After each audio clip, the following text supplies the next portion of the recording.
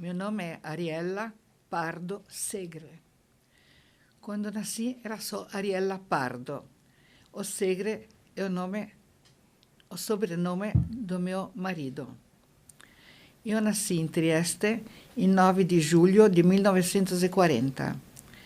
Mas meus pais já moravam em Bolonha. Eles foram para Trieste porque as famílias deles estavam em Trieste.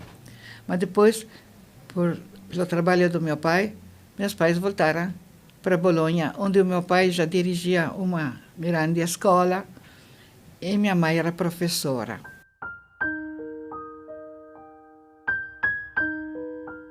Eu nasci em 1940, um ano no meio da guerra, mas a guerra não tinha começado na Itália, não. Tinha começado no Centro-Europa, em todos os países aliados da Segunda Guerra Mundial estavam envolvidos, mas a Itália não estava muito envolvida.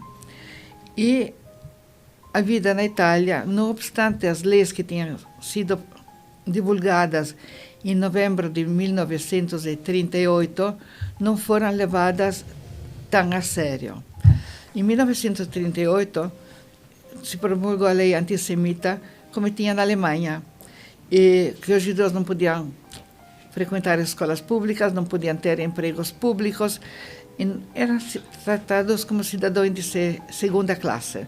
Nessa altura, muitos judeus italianos se mobilizaram, aqueles que puderam foram embora. E naquele que depois veio a ser meu sogro, ele era professor da Universidade della Regia Universidade de Torino. Ele recebeu a carta que ele tinha sido dispensado porque é de raça hebraica. Ele voltou e falou para a mulher dele: onde não gostam de judeus, eu não fico.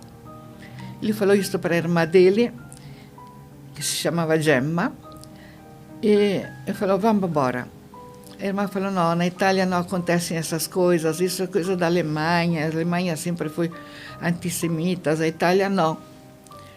A irmã ficou. Meu sogro pegou a esposa, é o único filho que ele tinha, pediu para um visto para sair da Itália e ir para o Brasil. Não foi fácil obter, porque no tempo de Getúlio Vargas ter um visto não era fácil, mas ele pegou e foi embora. Ele era médico e aqui para os Santos, onde ele chegou, e trabalhou com aquilo que podia chegando. Ele foi trabalhar com pescadores, mas ele era médico, ele conhecia química e começou trabalhando com peixe, extraindo óleo de fígado de peixe para fazer óleo de rícino, que naquele tempo se usava. Esse foi o primeiro trabalho chegando no Brasil. Depois mudou. Quem ficou na Itália, em vez como os meus pais que ficaram, que não tinham condições de pegar o navio, pegar um visto e pagar tudo aquilo que era necessário para poder sair, meus pais ficaram na Itália, mas as leis da Itália não foram tão severas como foram ameaçadas. Eles também, meus pais, receberam o convite a sair das escolas públicas.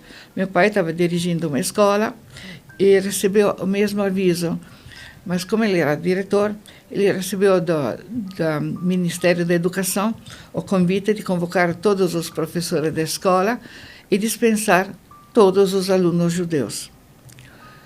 E meu pai era o único judeu da escola naquele tempo, convocou todos os professores e falou: eu recebi esse aviso do município, do Ministério da Educação. Eu tenho que dispensar todos os professores judeus, mas o único judeu da escola sou eu. Então, queridos professores, eu tenho que sair daqui. E saiu da escola. E ele era diretor de uma escola perto de Bolonha. Ele foi para a estação de trem, onde se preparava para subir no trem para ir para casa, e um grupo de professores o alcançou no trem, dando para ele um relógio de presente. É uma professora que se chama Cecchini, deu um relógio que até agora eu tenho, falando para ele: professor, espero que esse relógio marque horas melhores para nós e para a Itália. E meu pai voltou para casa. Mas logo em seguida, E o próprio governo fez a disposição que os professores judeus podiam ser professores só de escolas judaicas. E o próprio governo financiou a escola judaica para os judeus. Então, meu pai foi dirigir uma escola judaica fora de Bolonha e dar aulas em Bolonha.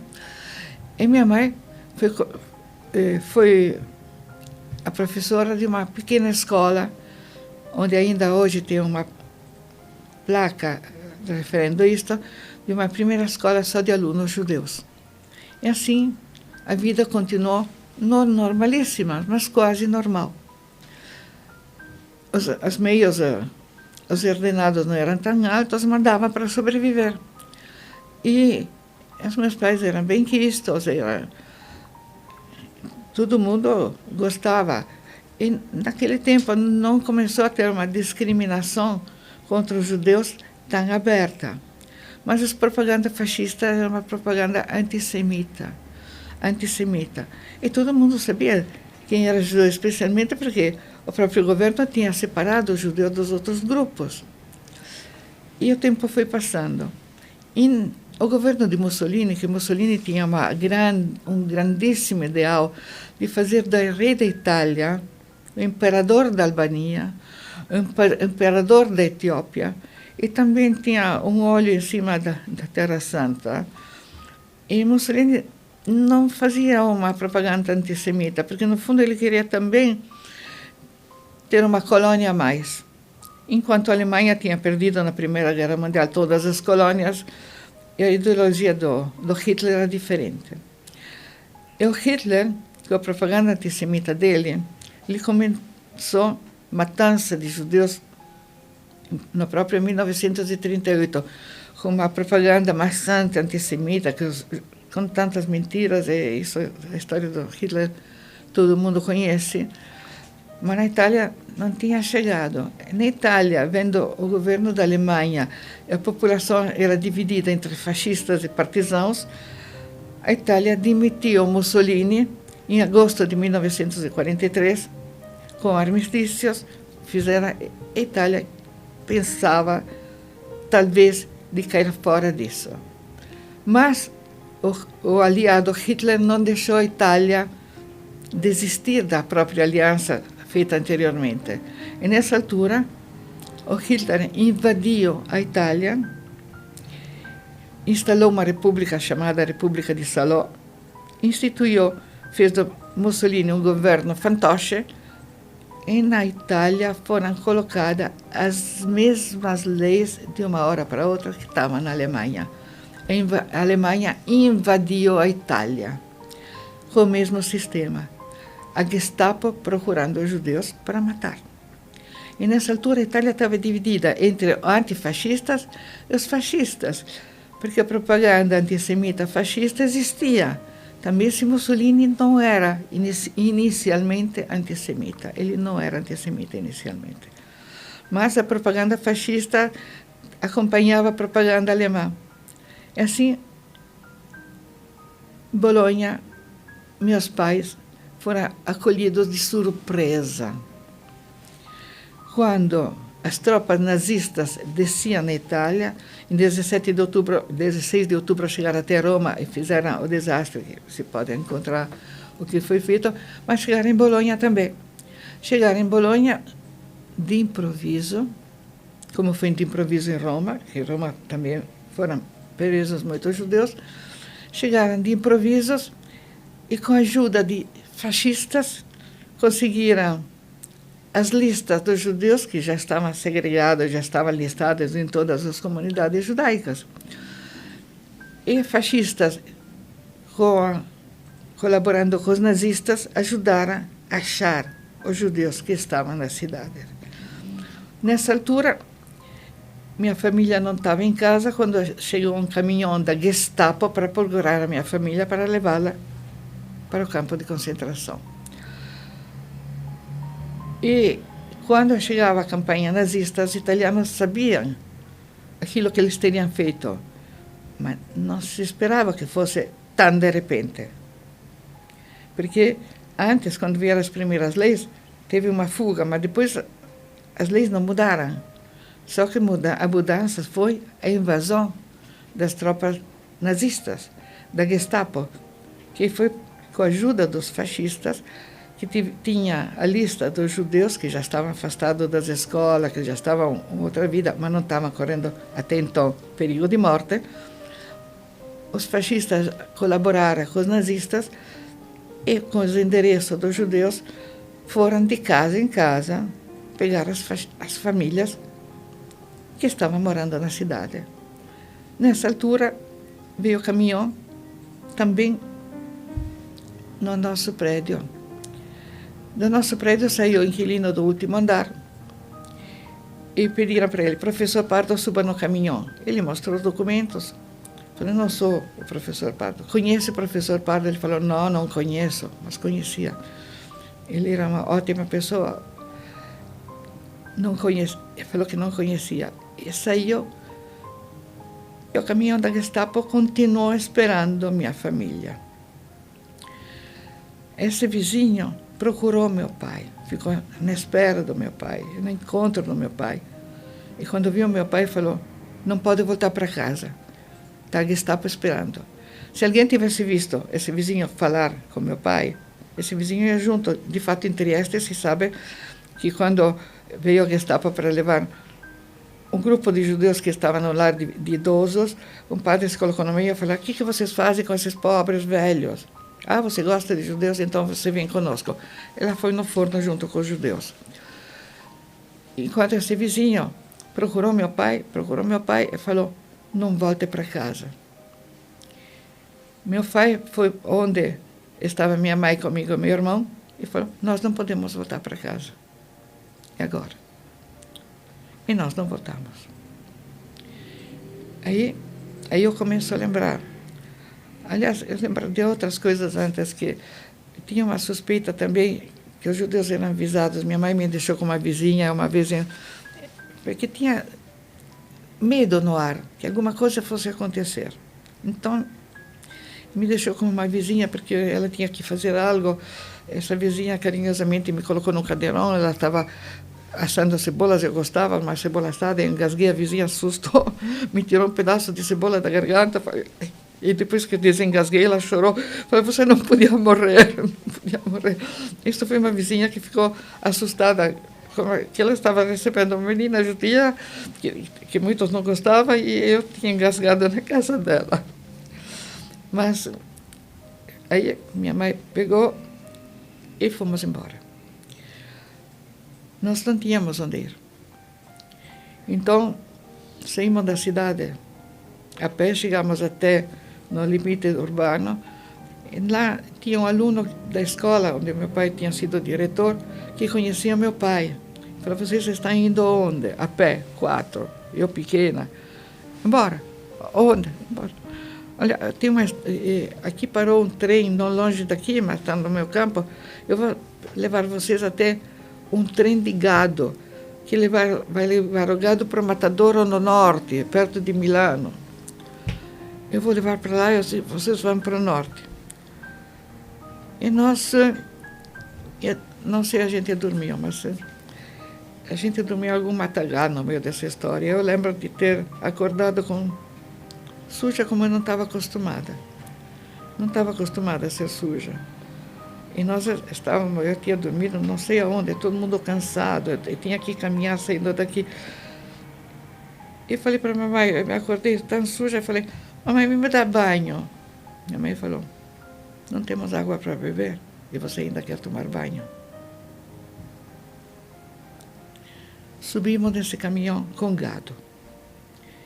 No fundo, no caminhão, fugimos nesse vagão de trem que estava levando gado. E no vagão tinha muito gado.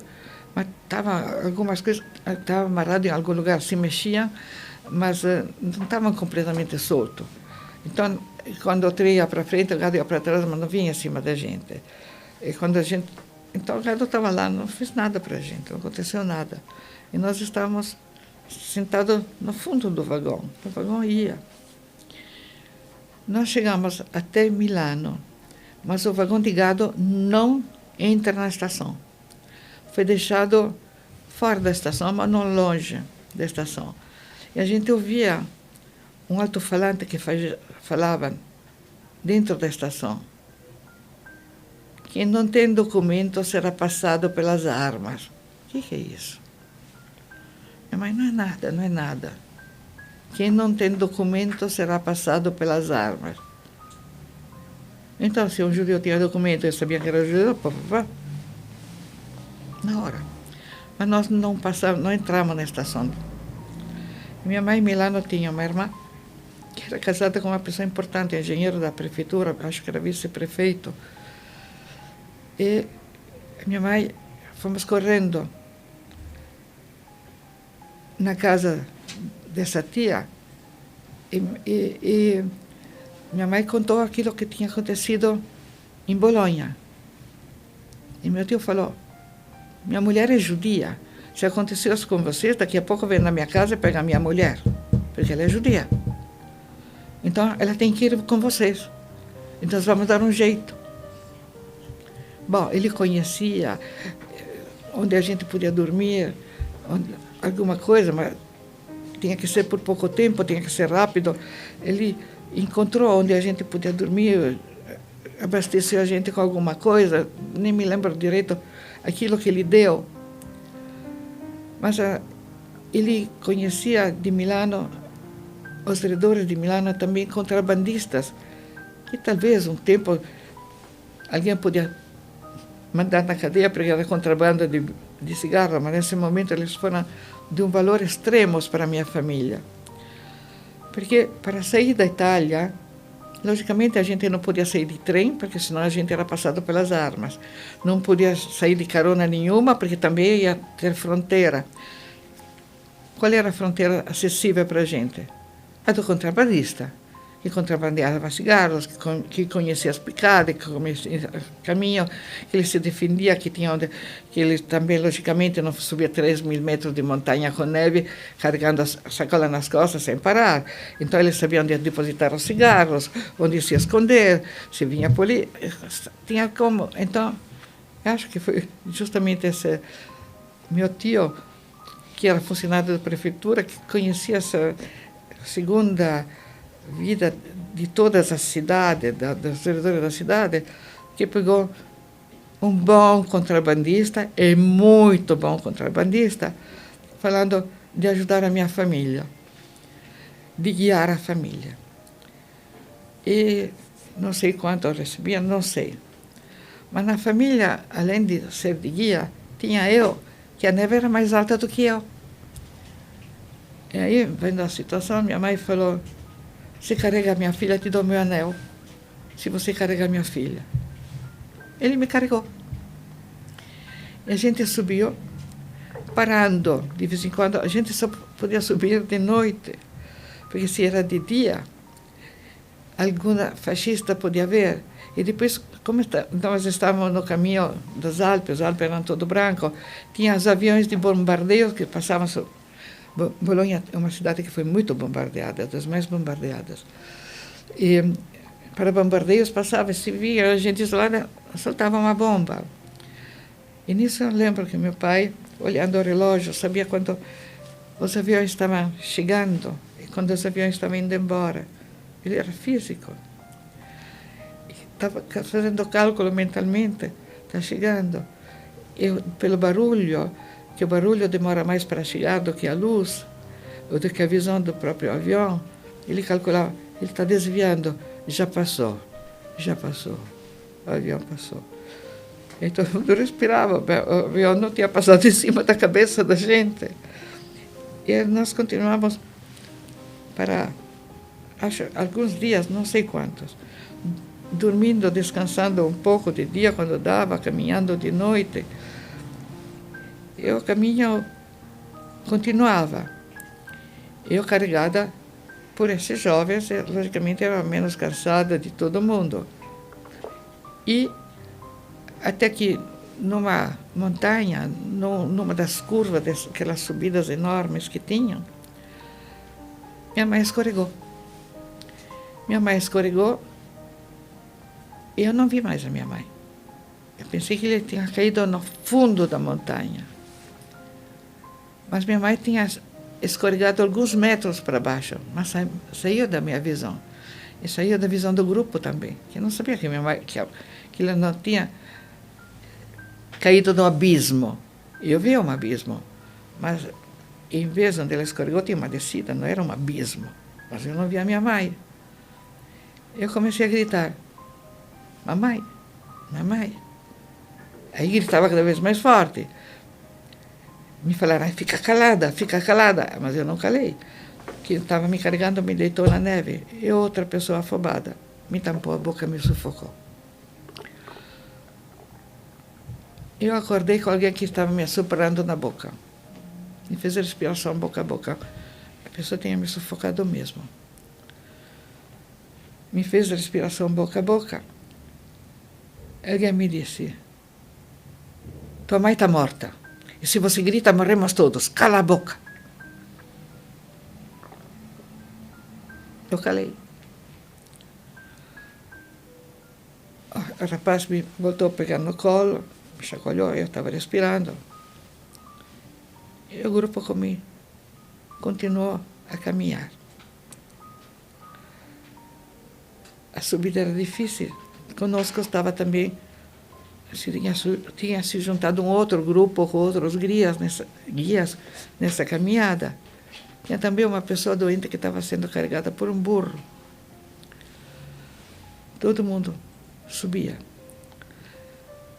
Chegando na porteira, não era um portão de fronteira, não, era uma porteira como tem aqui nas nossas fazendas.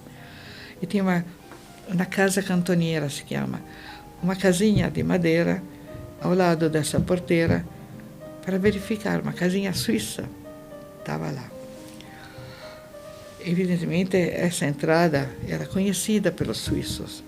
Era uma entrada para a Suíça, mas era permitida para a população local, para pegar alguma coisa de um lado para o outro.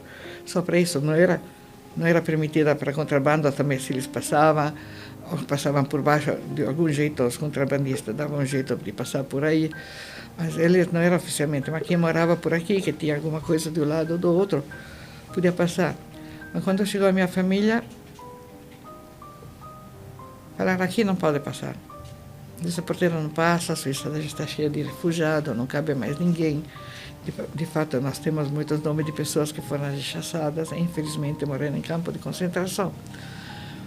Mas, acho que foi o jovem que estava me carregando das costas, me pegou como se eu fosse um saco de batatas, me jogou numa montanha de neve do outro lado e falaram, vocês ficam com ela, vocês não matam as crianças. E foi embora. Aí, o homem que estava do outro lado, que estava nessa casinha, me levou dentro dessa casinha, onde tinha uma mesa que tinha muitas luzinhas vermelhas. Eu nunca soube o que eram essas luzinhas. Talvez fosse um alfabeto Morse, não sei. E tinha também uma estufa, e ele me deu um tablete de chocolate para comer. Tá bom. Eu com o tablete na mão, mas estava sozinha lá. Depois de um tempo, a minha família entrou. Pronto. O caminho era horrível. A neve era escorregadia, gelo, neve, tudo. Não tinha ninguém que me carregasse, escorregava. Mas ninguém tinha mais medo de morrer, porque estávamos vivos. Então, se eu caía, me puxavam para cima. E caía, tá bom, demora mais, demora. Mas alguma coisa tinha na frente, tinha vida. Chegamos a um lugar onde tinha um teto, tinha muita gente embaixo desse teto, muitos refugiados que tinham chegado lá antes da gente. E, de fato, foi o primeiro campo que a gente parou, que tinha um chão, um teto e muita palha. E para nós também deram um saco de palha para cada um. Gente, a palha é tão boa. A palha serve para a gente dormir em cima, para a gente se cobrir, serve para tudo. E chegou alguém que deu uma tigela com sopa. Puxa, que maravilha! Uma tigela com sopa, uma palha para dormir, para mim era tudo. Aí, meus pais não sei o que fizeram, não sei, os adultos faziam alguma coisa, documento, não sei o quê. E quando... Isso foi uma lembrança que para mim, ainda hoje, é doce. Eu estava sentada na minha palha, meu pai sentado ao meu lado, no chão, falando Shema Israel. Chegou um cara que eu não sabia quem era, desse jeito, você ainda reza. Meu pai falou, é justo nessa reza, deste jeito, que eu rezo aqui mesmo, para agradecer. Me deu um beijinho e fui dormir na palha dele. Isso eu lembro. Eu lembro. Foi tão bonito. No dia seguinte, a gente estava ainda lá, a minha palha estava mais baixa, a palha daquele homem que reclamava estava muito alta. Aquele homem aproveitou um panhadinho de palha de cada um, ele tinha uma palha muito alta, estava dormindo quase no chão, mas eu estava perto dos meus pais. Estava ótimo. A Suíça depois distribuiu, logicamente não se pode receber um volume de gente, e meus pais nunca reclamavam, sempre falavam, nós estamos vivos, nós estamos aqui dentro, estamos vivos. Tinha muita gente que reclamava de tudo, de todos. Meu pai não, nós estamos vivos, nós estamos vivos. Então, dormindo em cima de palha, dormindo no chão, nós estávamos do outro lado da fronteira. E a Suíça se organizou. Eu lembro da primeira consulta médica, que foi feita no outro campo, que também não estava muito organizado, mas estava começando a dividir homem, mulher e criança de várias idades, e fazia a primeira visita médica. Minha mãe passou na primeira visita médica e ganhou um cartão SP. Aí olhou o cartão SP. Meu Deus, será que vai me pôr direto para fazer serviços pesados? Eu tenho lombagem, né? As minhas costas, olha, estando aqui dentro eu faço qualquer coisa, porque aqui não me matam. Depois passou a família inteira, passei eu, e também me deram um cartão com escrito SP, e também me botaram no outro canto e outro do outro canto. Mas estava no canto com a minha mãe. E minha mãe falou, você também, esse cartão SP? Então ela teve a primeira vez coragem de pedir alguma coisa. Por favor, o que significa SP? Sem piolhos. Tudo ótimo, sem piolhos. A gente chegou na Suíça, imagina como chegavam os outros, tendo dormido no chão. Eu, que no primeiro dia queria tomar banho, eu não tinha água nem para beber. Eu cheguei sem piolhos. Que sorte! Viajando em caminhão com animais, dormindo em lugares que nem cama tinha no chão, não sei o que tinha. Cheguei sem piolho. E aí, na Suíça, aos poucos, adaptaram as crianças de uma determinada idade em determinado lugar, crianças maiores em outro lugar, menino de um lugar, menina de outro, homens para trabalhar. Para os homens tinha sempre a lista de serviço daquilo que os homens podiam fazer, porque os homens tinham que trabalhar. Aí eu lembrei de outra coisa, os homens tinham que trabalhar. Eu fui mandada num jardim de infância que se chamava Pouponnière, para crianças pequenininhas. Meu irmão foi mandado num outro lugar para crianças maiores. Meu irmão era maior. E minha mãe, cada dia, tinha que ver onde ele tinha que ser mandado para trabalhar.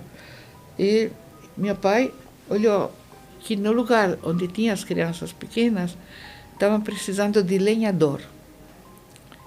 Então, meu pai, onde estava eu, precisava de lenhador. Então, meu pai se inscreveu, ele era lenhador. E eu estava nessa Pouponnière, nesse jardim de infância pequeno, de crianças muito pequenas, onde tinha muitas crianças e ninguém falava a minha língua. Ninguém falava aquilo que eu falava. Mas todo mundo era lá e comia, lá davam banho, lá estava tudo direitinho. E vi meu pai passando no jardim de fora desse jardim de infância, com uma serra, e serraram uma árvore com outra, e olhando para mim. Eu entendi, não podia falar nada, porque se alguém sabia que meu pai me via, as outras crianças tinham começado a chorar, todo mundo começava a chorar. Então não podia ter nenhum pai perto de nenhumas crianças. Então esse foi um tempo que eu era mais feliz de todo mundo. Vi meu pai, mas depois meu pai foi transferido para outro lugar. Então, mas quando ele via, eu via ele serrando madeira com os olhos fechados, porque tinha sol, ele tem fotofobia. Ele estava com essa serra serrando um tronco com os olhos fechados. E depois falava assim. E depois ele foi transferido para outro lugar, então eu não tinha mais nem para ver. E ninguém entendia aquilo que eu falava. Uma vez minha mãe veio me visitar na Puponnière. E quando eu vi a minha mãe, falou, não quero voltar para a Puponnière. Eu falei, se você fala assim, eu nunca mais te pego da Puponnière. Você não pode vir comigo, eu não posso ficar com você. Então, não pode. E aí eu voltei para a Puponnière. E fiquei na Puponnière quanto foi necessário. E depois cada um foi removido para um lugar, para outro. E na Suíça depois aconteceu uma outra coisa. Na Puponnière era tratado e todo mundo, assim, como bichinho de estimação. Todo mundo alimentado, todo mundo limpo, e todo mundo tinha que dormir na determinada hora, todo mundo, quando entrava na cama, não podia sair da cama, porque tinha medo, porque uma criança, uma noite, para fazer xixi, em vez de se jogou pela janela. Então, todas as crianças, quando era colocada na cama, tinha colocado uma luzinha azul na parede, e ninguém podia sair da cama até acender as luzes, até abrir a janela, de medo que as crianças aprontassem alguma coisa que ninguém via. E nós mudamos de campo em campo, até um dia que a Suíça se reestruturou, colocou todos os refugiados que tinham idade escolar num castelo abandonado em Lugano, e meu pai foi chamado para dirigir todos esses alunos. E minha mãe foi chamada para montar um jardim de infância naquele castelo. O castelo se chamava Castelo di Trevano. E meu irmão, lembrando disso, no ano passado foi para Trevano, colocou uma plaquinha de agradecimento naquele castelo e de agradecimento de Lugano que recebeu a gente. Isso meu irmão fez. E naquele castelo, depois eu fui retirada da Puponnière e fui num quarto que foi dado pelos meus pais, onde não tinha colchão, não tinha nada. Tinha um quarto vazio e chegou uma cama, que era para minha mãe, que tinha dor nas costas. Todo mundo dormindo no chão, mas todo mundo muito feliz. Que estavam num castelo fechado, o castelo era maravilhoso. Pena que destruíram agora, Castelo di Trevano. E faltava meu irmão. E minha mãe, a gente não tinha condições monetárias para fazer isso.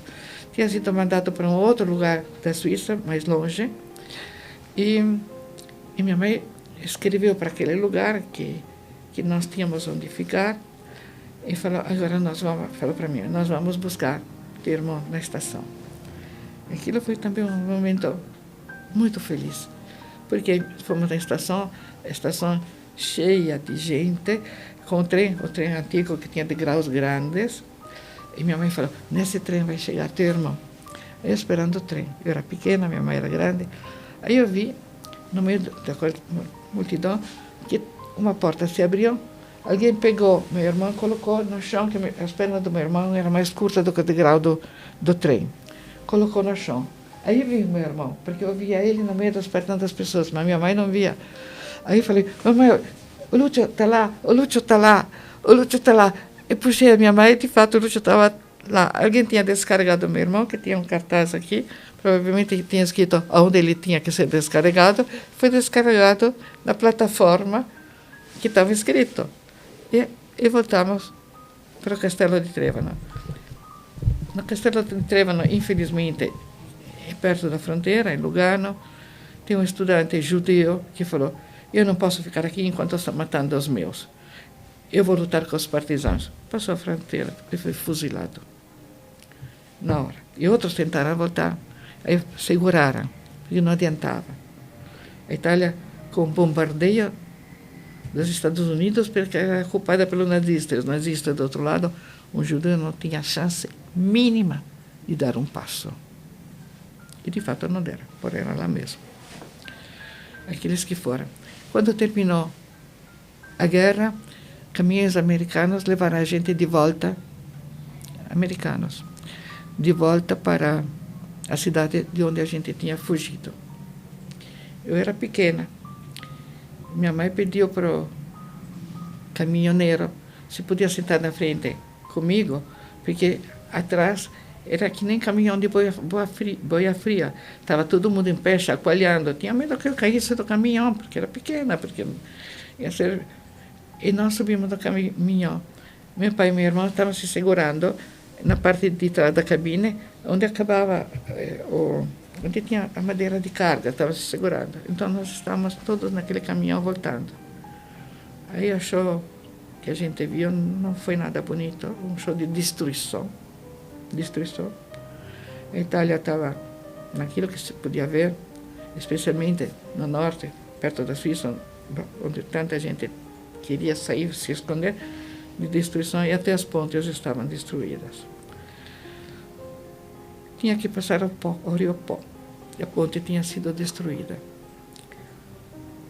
A ponte foi destruída e cada caminhão que carregava, era uma fileira de caminhões, cada caminhão tinha que subir nessa ponte, que era feita de troncos amarrados com cabo de aço, de uma ponta até outra, e a ponte balançava. Não podia ter 2 caminhões na mesma ponta, naquele rio, o rio maior da Itália, Rio Pó, e não tinha mais pontes. Tinha aquela ponte feita de cabo de aço e tronco de árvore. E quando um caminhão passava, a ponte balançava. Então, e a ponte era comprida. Então, quando um caminhão entrava na ponte, tinha que esperar ele sair completamente para outro entrar. E tinha uma enorme fileira de caminhões. Infelizmente, algum motorista de caminhão não teve a calma de esperar que outro caminhão saísse completamente da ponte. Ele entrou na ponte e outro caminhão balançou e capotou no rio. Lá foi um caminhão de gente que tinha sobrevivido. E já em casa, lá foi. O caminhão virou no Rio Pó. Nós fomos levados até a nossa cidade de origem. Na nossa cidade de origem, foi dada para nós a nossa casa provisória. Uma tenda de lona completa. Tinha a parte de cima, as portas com o zíper, e a parte de baixo também era de lona. Essa era a nossa casa. E uma tigela, onde a gente ia receber o que comer. Pronto, já tínhamos tudo. Tudo, né? Então, chegando na nossa cidade de origem, meu pai falou, vamos ver. Meu pai tinha a chave da casa, da nossa casa. E minha mãe foi procurar uma amiga para emprestar 4 colheres. E nos deixaram na nossa casa.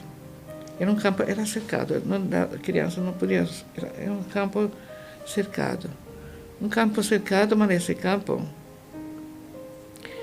tinha muitas coisas que tinham sido deixadas pelos ocupantes militares.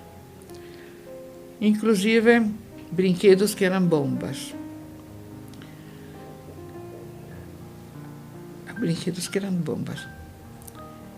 E meus pais saíram, eu e meu irmão ficamos, e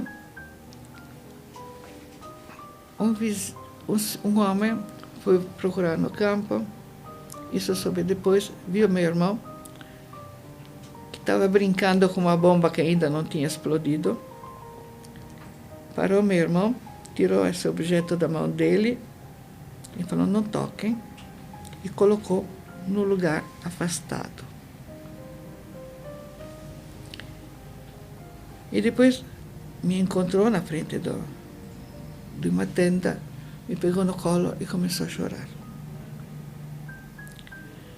Esse foi aquele homem que tinha falado para o meu pai, não volte para casa. Não volte para casa. Ele estava comigo no colo e chorava. Chorava. Até que chegou meu pai. E ele falou para o meu pai, a casa de vocês está ocupada. Eu moro no último andar, no sótão mesmo, porque tinha até o andar debaixo dele, tinha outros 2 andares, tinha escada de pedra. Para chegar na casa, no apartamento dele, tinha uma escada de madeira para chegar embaixo do teto. E embaixo do teto tinha 2 quartinhos, um dele e da esposa dele e um dos filhos dele. Esse senhor que se chamava Alfredo Giommi, de abençoada memória, e muito abençoado, falou para meu pai, vocês não têm mais casas. E eu, na minha casa, tinha 2 quartinhos. 2 quartinhos. Eu posso pegar os meus filhos para dormirem comigo. E vocês podem ficar no quarto dos meus filhos. Imagina se a gente não aceitou. E nós reconstruímos a vida lá. Nós, com esse abençoado vizinho ajudando. Não foi só ele que ajudou a gente nem sabia. Ficamos sabendo nesse tempo que também uma outra pessoa tinha procurado meu pai para avisá-lo de ir embora. Mas meu pai não tinha sido avisado por ninguém. Eu encontrei uma colega de escola minha, cujo pai tinha procurado meu pai e não tinha achado para avisar, porque meu pai tinha morado no hotel que era do pai dela, da minha colega de escola. E sabia que procurava meu pai. E esse pai dessa minha amiga também tinha procurado meu pai, não tinha achado para avisá-lo que estava em perigo. Porque os fascistas, tinha fascistas, mas tinha também boa gente que queria ajudar os judeus, que não acontecesse. E nesse tempo nós encontramos mais pessoas que queriam ajudar a gente. Mas se não tivesse tido aquele último, a gente teria embarcado naquele caminhão. Até o nosso rabino foi levado para Auschwitz. Os nossos vizinhos foram todos para Auschwitz. E na sinagoga de Bolonha, tem o nome daquele que aquele caminhão levou. Tem o nome, aquele caminhão, o caminhão paralelo, levou. E está na sinagoga de Bolonha, o nome do nosso rabino e de nossos conhecidos. E nós fomos ajudados. Fomos ajudados. E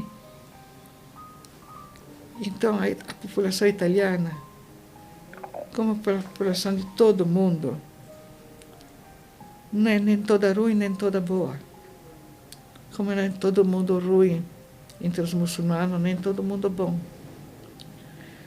Assassina, a gente lembra, é propaganda fascista, deu raízes. De fato, quando eu ia para a escola, quando fui para a escola, depois de tanta propaganda fascista, quando se falava de judeus, todo mundo olhava para mim. Tinha sobrado sou eu. Só eu tinha sobrado. Alguém me acolhia com muito carinho, alguém me batia a porta na cara. Mas isso é a vida. Quando eu saí da Itália, eu não ia para a escola, era pequena. E quando tive uma escolinha, ia na escolinha da minha mãe, que era só para crianças judias. Então, eu não tinha escola antes. E foi no começo das escolas, eu estava com a minha mãe, depois foi numa escola pública. Na Itália, nós fazíamos todas as escolas públicas. Eu fui direto no jardim de infância, 5. Depois de um tempo de ajustes, meu pai voltou a lecionar em escola, minha mãe também, e meu irmão também foi para a escola pública. Depois de um tempo de ajuste, tinha que acabar a guerra, porque depois de uma guerra tem muita confusão, até falta de alimentos, falta de tudo. E nós recebemos... Meu pai, muitos anos antes, quando ele ainda era Império Austro-Húngaro, ajudou algum senhor alemão que nessa altura estava morando em Los Angeles, e tinha feito fortuna em Los Angeles, e mandou procurar meu pai, se era sobrevivido da guerra. Então começou a mandar pacote de comida kasher de Los Angeles. Nós estávamos morando ainda com os vizinhos andando de cima, nós dividíamos essa miséria de comida, que não era tanta miséria, porque quando a gente não tem nada, recebe... E tinha até queijo amarelo em lata, não sei, tinha... Kasher, não kasher, a gente dividia comida com esses judeus que meu pai conheceu antes da guerra na Itália. Na Itália nada, ele era Império Austro-Húngaro, porque meu pai nasceu austríaco. E isso foi uma outra coisa que complicou um pouquinho. Mas em Bolonha não aconteceu muito isso, porque os judeus, o povo de Trieste, meu pai nasceu austríaco, minha mãe também. Ele nasceu antes de 1918, e Trieste ficou italiana só depois de 1918. E depois de 1918, todo mundo que morava na região, ficou todo mundo italiano. E todo mundo achava que ia ser italiano, mas depois, quando vieram as leis fascistas, os primeiros... Então, meu irmão nasceu em 1936, ele é italiano, legítimo, tudo italiano. Mas eu nasci em 1940, eu não era mais italiana, eu era só judia. Era só judia. Isso deu consequência até o dia do meu casamento, mas eu não sabia que foi por isso. Aliás, eu descobri isso, que a falta de organização na documentação, no tempo da documentação fascista, atrapalhou bastante, mas acabei não sendo atrapalhado tanto como podia ter atrapalhado, porque eu casei na Itália, em Bolonha, em 1960. O meu certidão de nascimento veio de Trieste, porque eu era de Trieste. Mas naquele tempo em Trieste não podia nascer judeus italianos. Então no meu certidão de nascimento só estava escrito judia. O certidão de nascimento do meu marido veio de Torino. Estava normal, ele nasceu antes de imprimir raça hebraica. Veio de Torino, então ele era italiano, eu era judia. Casamos em Bolonha, na sinagoga de Bolonha. Mas meu marido tinha se naturalizado brasileiro, então ele era brasileiro. Quando fomos ao consulado do Brasil, em Firenze, por alguma razão não identificada, ele voltou brasileiro solteiro, porque eu era italiano, casado, como italiano era casado, mas ele, como brasileiro, voltou como solteiro. Eu cheguei no Brasil como italiana, casada com ele.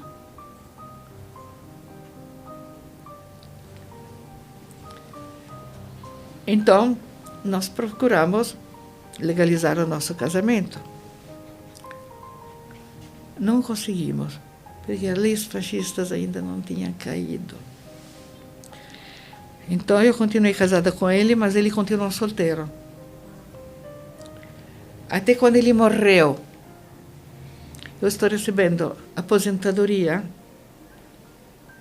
do trabalho dele, porque eu não sou a mulher dele, eu era acompanhante firme, como se chama, não concubina, alguma coisa, porque eu morava com ele, eu demonstrei que morava com ele, porque eu tenho 4 filhos deles.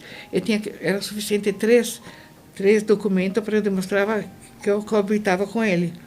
Então, eu recebi a aposentadoria dele, porque eu morava com ele. Quando fui no primeiro cartório da capital, quando se tratou de fazer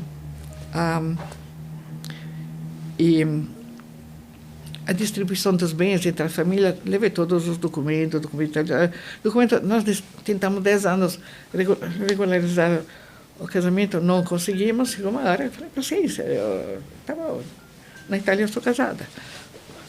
E quando regularizamos os documentos, no primeiro cartório da capital, falaram, mas por que a senhora não regularizou antes? Eu falei, eu tentei 10 anos. Ah, mas agora a gente pode. Então, depois de viúva, eu tenho certidão de casamento brasileiro.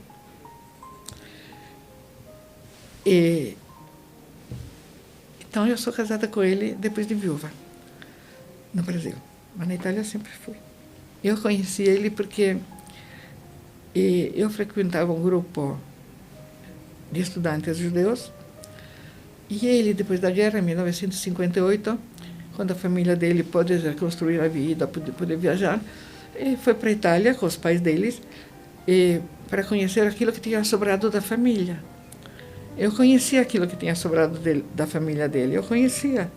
Assim, no acampamento onde estava o primo dele, que eu conhecia desde sempre, estava ele não conhecia. Ele ficou pouco tempo e foi embora. Mas depois que ele foi embora, ele começou a me escrever toda semana. Me escreveu toda semana. Aí eu queria casar por procuração. Eu falei, não, que eu conhecia muito pouco, eu não queria casar por procuração, nada, não conhecia nada. Aí ele me fez todo o programa que ele tinha, que ele procurou emprego, que no emprego já na Universidade de São Paulo, ele era assistente, ele ia pagar tanto de prestações ia até pagar 2 prestações para viagens, uma para ir de volta, a outra só para volta. Eu falei, e se eu não quiser voltar com você? Ele falou, aí eu vou vender. Ele veio, depois de 2 anos, aí a gente casou. Pronto, eu estou aqui até hoje. Quando eu conheci, eu tinha 18, quase 18, sim. E quando eu casei, eu tinha 20. Quando ele foi para conhecer a família, fui com os pais, já tinha conhecido os pais, eu conheci os primos, eu conheço até hoje. E por coincidência, olha as coincidências, eu com os meus pais ia ter a férias nos Alpes italianos, no lugar, nos Alpes. Ele também foi com os pais dele. Sim, mas foi minha mãe que viu. Escuta, você viu que quando o hotel está marcando uma caminhada, que tinha, nas Alpes tem um mapa turístico, e tem grupos que se unem para fazer caminhadas. Você viu que depois que você assina, sempre tem o mesmo nome? Eu não tinha visto. Minha mãe, que estava no mesmo hotel, falou, viu? Você está vendo que tem sempre a mesma pessoa que vai atrás de você em todas as caminhadas, mas ele não tinha falado nada. Eu não sabia que estava seguindo, porque era um grupo de pessoas grandes. Aí, depois de algumas caminhadas, as caminhadas eram pesadas, gente, eram pesadas. Hoje não daria para fazer nem um quarto. Sempre tem um ponto que o guia fala, quem quiser parar aqui, pode parar. Mas quem quiser continuar, chegamos até o pico. Chegou uma hora, falei, para mim chega, já deu de sobra. E muitas meninas ficaram. Aí o rapaz ficou, me perguntou como eu me chamava. Eu fui no pico não cheguei no pico de uma montanha. Eu falei como eu me chamava. Aí voltamos, todo mundo junto, o grupo. Quando os outros também desceram. Depois a gente casou. Depois de casado, ele me falou, por culpa tua, eu não fui no pico do Monte Macunhaga. Eu não vi nada de lá de cima. Por culpa minha. Ele lembrou, era a última caminhada grande que a gente estava fazendo. Ele não foi no pico. E pronto. Aí ele queria voltar para Bolonha, mas eu tinha que fazer um exame, eu tinha entrado na faculdade, eu não sei, alguma coisa. Eu falei, não tenho tempo. Ele veio para Bolonha, me falou tchau, eu fui embora. Ele voltou, aí começou a escrever. Depois falei, não escreve muito porque eu tenho que fazer, tenho que estudar. Aí ele escreveu uma carta, espero que o teu exame tenha ido bem. Comigo, não. A filha do vizinho do andar de cima ia na mesma escola minha. E minha mãe, e como ela tinha um ano a mais do que eu, minha mãe considerava ela uma menina muito madura, você não soltaria ela até a escola, né? Ela me acompanhava, eu acompanhei ela. Eu tenho até uma fotografia dessa menina quando ela fez primeira comunhão, eu acompanhei ela. Não, esses vizinhos não. Eu lembro de casa destruída, de corpos achados embaixo das casas destruídas. Isso eu lembro. Uma vez a gente, mas a volta para a Itália, e triste. Olha a casa agora. Era assim, Bolonha. Eu lembro de abrir caminho no meio das casas destruídas. Isso eu lembro. E que uma vez na minha escola, mandaram a gente sair do outro lado porque uma parte uma parte do prédio onde estava a minha escola tinha tudo fechado, abriram, acharam uma família lá dentro que tinha se refugiado e estava há meses e meses e meses lá, e mandaram as crianças sair do outro lado para não ver aquilo que estava sendo achado. Isso é horrível, é terrível. E de gente que espera o filho que estava na Alemanha, na Rússia, não sei onde, e cada uma lembrando. Isso, a pós-guerra é monstruoso na pós-guerra. Também se tinha aviso quando tinha bombardeios, aviso porque tinha um alarme, as sirenes, eu lembro o som da sirene, mas no som da sirene, quando a gente estava fugindo, a gente não podia ir a refúgio nenhum, porque se no refúgio tinha um nazista, denunciava a gente e ganhava denunciar a gente não podia correr a refúgio. Então, bombas em cima, nazistas embaixo. Não deixa comentários. E depois da guerra, o vizinho tirou uma bomba que eu soube há pouco tempo da mão do meu irmão, que se meu irmão brincava com aquele brinquedo que era uma bomba, explodia na mão dele. Mas tinha na escola de Mutilatini, crianças que pegavam esses brinquedos que eram deixados pelas forças ocupantes, que explodiam a mão, a criança perdia a mão, perdia um olho, perdia um braço. Isso é de uma crueldade que não tem nem o que dizer. Não tem o que dizer.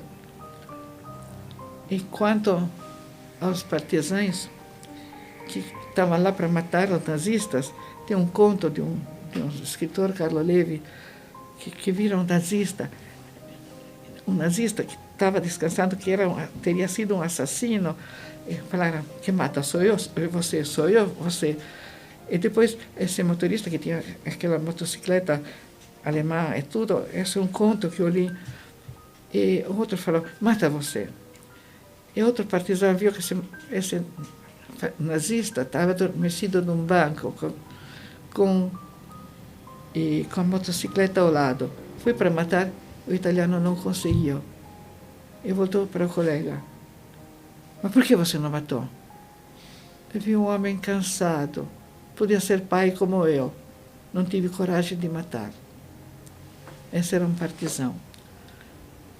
Um partisão italiano se comportou assim. O nazista nunca teria se comportado assim. Nunca. Então o italiano sabia, mas o que ele viu naquela altura? Viu um homem. E nisso, muitos italianos viram um homem na própria frente. Isso foi um conto muito bonito de pós-guerra.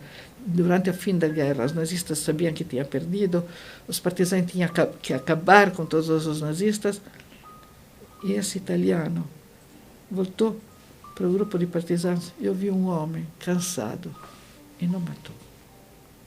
Isso foi um conto italiano. Os nazistas não agiam assim. Os nazistas pegavam crianças e faziam tiro ao alvo com as crianças. Os italianos podiam ser ruins, mas nesse ponto de maldade não chegaram. Não chegaram. Colaboraram, às vezes, por ganhar dinheiro no momento da fome. Antes ele do que eu falo italiano, mas chegar num ponto de crueldade desse nível, o italiano não chegou. De fato, a gente sabe até de descrições de campos até de judeus que chegaram aqui no Brasil, que foram em campo de concentração italiano no sul da Itália. antes que fosse... Porque a liberação dos Estados Unidos começou do sul. E foram mandados judeus até da Iugoslávia e de outros lugares, alguns em campo de concentração da Itália. Mas muitos campos de concentração da Itália, eu li escritos depois da guerra, que viram essas famílias pálidas, cansadas. E num escrito desse eu vi, nós dividimos a nossa miséria. E nós demos aquilo que nós tínhamos para comer para eles. Por que matar essas crianças? Que já sofreram tanto como nós sofremos aqui no sul da Itália. Isso foi um dos escritos que eu vi, que no sul da Itália tiveram confino, campo de... Mas na Itália só teve um único campo de concentração onde mataram. Tinha muitos campos, mas no sul não mataram ninguém. No norte da Itália teve em Trieste, justamente, onde foi o campo de concentração de San Sabba. Pode encontrar na internet, San Sabba, onde morreram judeus, mas era durante o período da ocupação nazistas. Quando Hitler foi deposto, o Mussolini foi deposto, foi recolocado no poder na República de Salò. Aí foi feito um campo de concentração no norte da Itália, perto de Trieste, onde morreram judeus, italianos também e outros políticos. Mas no sul da Itália isso não aconteceu. Não mataram gente, porque viram esse povo sofrido, que sofria. O sul da Itália é um povo sofredor, porque com a seca, com os maus tratos, com todos os governantes, que todo mundo estava aproveitando desse povo do sul, esse povo do sul foi mais aberto, mais compreensivo. Meu irmão está lutando para isso, mas não está tão fácil indicar alguém o justo das nações. Meu irmão está lutando para isso há anos que está tentando isso. E, de fato, fizemos o possível, mas não foi. Até agora não foi. Com todo mundo, até que morreu a filha dele, que eu acompanhei, morreu 2 anos atrás, já de idade. Ela era 2 anos mais velha do que eu tinha 84 anos, ela tinha mais de 80. E depois, meu irmão também apoiou ela quando teve dificuldade, porque na Itália a vida não é tão fácil. Ela era professora, e quando meu irmão, que era engenheiro da prefeitura, soube que tinha um lançamento de casas populares, que na Itália de populares aqui seria de luxos, avisou ela ficou sempre grata. Nossa, nós moramos nessa casa maravilhosa, graças a você que deu indicação para a gente. Não é que fosse uma casa de luxo, mas perto da casa onde ela morava, o pai dela era funcionário da prefeitura. E por isso que ele imaginava aquilo que o caminhão fazia. Porque na frente do escritório dele tinha se colocado um campo da Gestapo. Ele via da frente aquilo que a Gestapo estava fazendo. E por isso que ele não se deu paz e não deixou meu pai entrar em casa. Porque ele sabia aquilo que estava fazendo, não era todo mundo. Ele era funcionário, ele sabia muito bem que ele estava arriscando a vida fazendo aquilo que ele estava fazendo. Ele estava arriscando tudo. Mas ele não deixou meu pai entrar em casa. Ele sabia. Ele era um funcionário simples da prefeitura, mas a esposa dele era costureira. E criavam 2 filhos, que foram os maiores amigos. Os filhos, o maior amigo do meu irmão e a filha, até ela morrer, ficou minha amiga. Até ela morrer. Olha, nós fugimos. Passamos em algum lugar, porque minha mãe também tinha deixado alguma coisa. Mas nós saímos. Depois chegamos em Milano, aí chegaram os apoios. Mas ele arriscou a vida para dizer, não volte para casa, porque tem a Gestapo. Depois também aquele aluno que levou no campo de bois, eu falei que levou com um carro de bois que era amarrado até a estação de trem. Provavelmente deu comida para a gente. Eu não me lembro esses particulares. Eu não lembro muito, mas eu lembro do último Kippur. Que aquilo me fez impressão. Eu era pequena e tinha um rabino todo vestido de branco, a sinagoga toda branca, o rabino de barba branca, Eu tinha um casaquinho de pele de gato, de pele de coelho branco. E meu pai me levantou com o rabino atrás do púlpito. E depois o rabino desceu, me acariciou a cabeça, me deu uma bênção. E me impressionou aquela cena. Era tudo branco na sinagoga, estava toda a minha família, mas estava tudo muito sério. E a última vez que o rabino foi na sinagoga, ele foi deportado em seguida. Eu me lembro dele. Lembro dele me olhando, me acariciando, ele todo branco. E depois foi levado embora. E a sinagoga foi destruída. E a Gestapo levou. Não lembro outras coisas. Não, em Trieste. Porque minha família era de Trieste. Então nós íamos para Trieste. E porque meu pai era filho único, minha mãe e a família dela era de Trieste. Então a gente se encontrava em Trieste. Depois, quando a gente... Mas a família estava toda esparramada. A guerra fez um esparrama geral. E depois tinha uma irmã que não tinha casado. Então, meu irmão, que trabalhava, tinha trabalhado em Trieste. E como ela era sozinha, minha mãe fez o possível para que essa irmã que estava sozinha viesse morar em Bolonha, e aí morou perto da gente. Aí a nossa família estava em Bolonha e nós tínhamos ótimos amigos judeus com os quais a gente passava as festas. Ótimos. Amigos que tinham conhecido meu pai antes que ele casasse, porque ele trabalhava em Bolonha, mas morava num hotel. E essa família começou a convidá-lo, porque ele era sozinho em Bolonha. E ele morava num hotel que depois... Quem era o dono do hotel foi uma dessas pessoas que, quando soube que os nazistas estavam procurando ele, foi procurá-lo onde ele estava. Meu pai já tinha fugido. Por acaso foi procurá-lo, porque falava, escuta, estão procurando os judeus. Ele sabia... A gente soube depois que ele também tinha procurado, mas ele teria chegado tarde, porque a Gestapo tinha chegado antes, mas o vizinho chegou antes. Mas nós soubemos que esse outro senhor... E por acaso, eu tive uma colega de escola, e eu ia estudar na casa dessa colega de escola, e ela me falou, teu avô me ensinou a ler. Meu avô, eu não conheci. Mas eu conheci. Porque meu pai se hospedava no hotel do pai dela.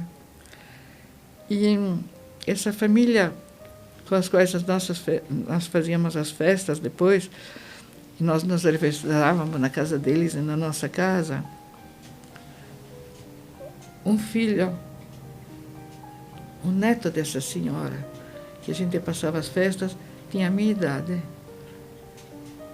E foi um menino que por acaso foi na mesma pouponnière que eu fui, quando era pequena, quando eles fugiram para a Suíça, fugiram também, e foi um menino que não se adaptou na pouponnière e se jogou pela janela.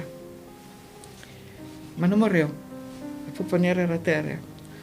Aí, depois que esse menino se salvou, que era neto dessa senhora que ficou muito amiga da minha mãe, esse menino jogou, todas as crianças foram proibidas de sair da cama de noite.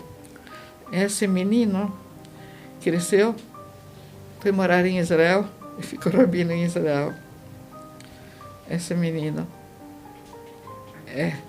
e tem família toda lá. Nós fizemos amigos, sim, judeus. E meu irmão depois ficou presidente da Congregação Israelita de Trieste, fez uma reforma da congregação, e aí tem uma longuíssima história, que por acaso, meu irmão como engenheiro foi chamado para consertar a escada não podia ser consertada porque embaixo da escada não era uma ressonância do chão, possível para fazer uma construção, e ele descobriu que embaixo da sinagoga tinha uma construção romana antiga, e nessa construção romana antiga agora foi feita uma outra sinagoga que é subterrânea, em Bolonha mesmo. Sim, a última sinagoga da Itália. Ela sobreviveu. Todo mundo que chegou na Suíça sobreviveu. Quem conseguiu entrar na Suíça sobreviveu e voltou para a casa dela. Essa sim. Flora, Vol, Rafa. Vol ou Volle. A história dos sobrenomes é uma história que eu contei na minha defesa de tese, porque muitos judeus de Trieste mudaram de sobrenome. E muitos diziam porque os judeus se sentiam muito italianos e lutaram pela independência da Itália, para pertencer da Itália. Mas eu vi que muitos sobrenomes de Trieste, mas porque de Trieste foram alterados. E fazendo a minha tese, e minha mãe falou, sim, a minha família se sentia muito italiana. E, de fato, os primeiros que lutaram pela independência da Itália, pela unidade da Itália, que no começo significava também contra o Papa, mas isso foi outra história, foram os judeus, que foram os primeiros heróis da unificação da Itália. Mas unificar a Itália, em 1918 foi unificada a Itália, até na casa da minha mãe tinha bandeiras italianas, porque todo mundo se sentia irredentista. Isso se chama o irredentismo triestino, que queriam ser italianos, porque Trieste era do Império Austro-Húngaro, era a única saída para o mar do Império Austro-Húngaro, então tinha ficado uma cidade muito rica e tinha uma comunidade judaica muito grande, muito grande. E foi feita uma sinagoga que foi naquele tempo a maior da Itália, que está ainda lá, mas agora não tem quase judeus, mataram. Mas em Trieste justamente trocaram o sobrenome. Aí, quando eu vi que no túmulo da minha avó está escrito Ignazio Vol, com H no meio, Elvira Volli. Mas por que troca de sobrenome? Minha mãe falava, todo judeu se sentia muito italiano. Muito italiano. Uma viúva com 5 filhos, com tanto problema, se sente tão italiana que quer tirar o sobrenome do marido. E aqui nós temos vários judeus que trocaram de sobrenome. Um era Gigli, que era da sinagoga, de uma sinagoga aqui, que ele me contou quando eu entrevistei que ele se chamava Sambulovic. Bom, por que de Sambulovic? Falei, porque os meus pais se sentiam muito italianos, então traduzimos o nome eslavo para Giglio, que quer dizer Giglio. Então, Giglio, del Giglio. E outro sobrenome. Mas esse del Giglio, falei, puxa vida, italianizou a Volle, mas Sambulovic del Giglio, mas se sente tão italiano assim? Aí fui ver a lei. Quando eu fiz a minha lei, e fui consultar um advogado que mexe com herança em Trieste. Falei, como alguém pode achar que veio a lei fascista que obrigou a italianizar todos os sobrenomes estrangeiros, primeiro com os prefixos, depois com os sufixos, depois todo o sobrenome tinha que ser mudado por uma lei fascista, tinha que italianizar o nome. E quem falava o próprio nome errado tinha uma multa diária de não sei quanto. Essa é a ideal de ser italiano? Italiano que não pode ter mais sobrenome estrangeiro. Vol quer dizer lã. E Volle não quer dizer nada. Então, minha avó trocou de sobrenome para não pagar uma multa diária. E minha mãe nasceu Vol, trocou de sobrenome para não pagar uma multa diária pelo resto da vida. Então, esse é o ideal dos judeus? Não, isso é o ideal fascista, né? E pronto. Então, isso me induziu a fazer essa pesquisa, porque minha mãe falava, nós nos sentíamos muito italianos. Sim, muito italiano, depois a Itália também te deu um pontapé, né? Porque na hora todo mundo está italiano, depois todos os judeus italianos que começaram a guerra de independência da Itália como judeus, e acabaram todos italianos. E depois os italianos voltaram a ser judeus. Campo de concentração. É só isto. É isso que eu nunca tinha contado. Todos têm pormenores, né? Então, esse pormenor continua até a morte do meu marido, que aí foi reconhecido o meu casamento. Que ele não tinha casado. Ele me casou na Itália. Na Itália, sim, porque na Itália todo mundo sabia que Trieste era assim. Todo mundo sabia. Mas chegando no consulado brasileiro, não entendia bem como funcionava esse negócio. Então, meu marido voltou solteiro, como ele saiu. E, em vez, eu cheguei no Brasil casada com um italiano. Pronto. Ah, tive outra proposta, isso é até divertida. E falaram, mas chega dessa história de não ter casamento registrado. Um despachante falou, eu levo a senhora no Mato Grosso, isso foi em 1960, no Mato Grosso, a senhora registra o registro de nascimento, lá tem tanta gente que nasceu e não tem registro de nascimento, eu registro a senhora como Chica da Silva, a senhora casa com ele como Chica da Silva. Eu falei, mas eu não sou Chica da Silva. Eu não sou Chica da Silva. Aí, no Brasil, para tudo se dá um jeito. Ia dar um jeito também para isto. Meu marido ia casar com Chica da Silva. Bom, meu sogro, quando se tratou de sair da Itália, queria ir o mais longe possível. Não podia sair para o lugar onde a Alemanha em expansão podia alcançar. Então, ele tinha também um cunhado que tinha vindo para o Brasil, porque foi chamado anos antes para a indústria Matarazzo, que era uma indústria italiana que chamava italianos com capacidades de mover as indústrias para trabalhar nas próprias indústrias. Então, o irmão da minha sogra tinha vindo para o Brasil para facilitações que o Matarazzo fez antes disso. Mas quando meu sogro veio, o diploma de médico dele não foi reconhecido, os judeus não foram aceitos.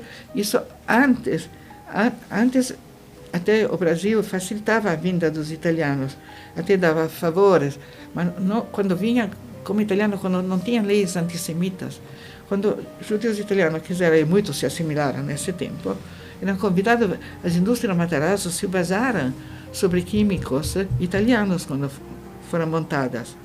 Isso montaram antes. Eu conheci muitos que vieram trabalhar nas indústrias Matarazzo. Na indústria Matarazzo, mas depois que veio o fascismo, Getúlio Vargas cortou a entrada dos judeus. O Getúlio Vargas. Então, meu sogro não teve facilitações para entrar no Brasil. Teve todas as dificuldades possíveis para chegar no Brasil. Inclusive, quando chegou no Brasil, não era mais médico. Enquanto o cunhado dele, que veio antes, trabalhou na indústria Matarazzo como químico industrial, valia muitíssimo. Mas depois das leis, talvez não valesse o diploma, mas ninguém dava bola que ele era judeu que veio para trabalhar para uma firma, como químico industrial. Ninguém estava nem aí. Então, como ninguém estava nem aí como químico industrial, ele foi um dos maiores químicos das indústrias Matarazzo, que naquele tempo estava no ápice da expansão. Então, para mexer fórmulas, os judeus eram ótimos, foram convidados para vir para o Brasil. Mas depois que veio o fascismo na Itália, não foi permitido o visto para os judeus entrar na Itália. Isso foi uma mudança do governo brasileiro, do Getúlio Vargas. Porque ninguém olhava antes se alguém era judeu ou não era judeu. Vinha.